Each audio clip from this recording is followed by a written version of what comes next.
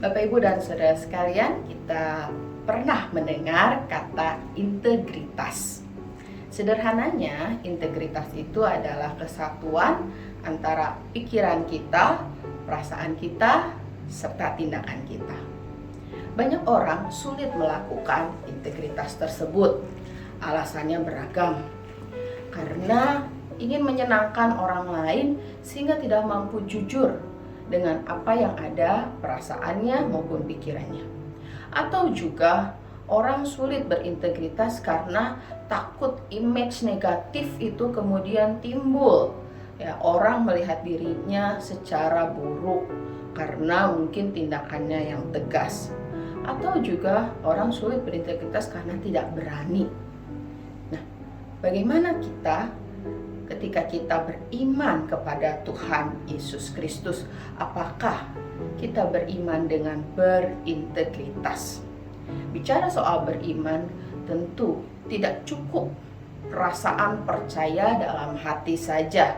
Paulus mengingatkan di dalam Roma pasal yang ke-10 ayat 9 dan 10. Kita dapat sungguh-sungguh mengalami keselamatan yang Tuhan sudah kerjakan bagi kita ketika kita berani berintegritas, yaitu berani mengaku dengan mulut kita, artinya bahwa kita menyatakan dengan tegas, kita menunjukkan identitas kita sebagai orang percaya, dan juga percaya dengan sungguh dalam hati kita bahwa Yesus adalah Tuhan yang telah bangkit dari antara orang mati. Yesus adalah Tuhan yang berkuasa baik hidup maupun mati. Tidak ada yang dapat mengalahkan kuasanya dalam dunia ini.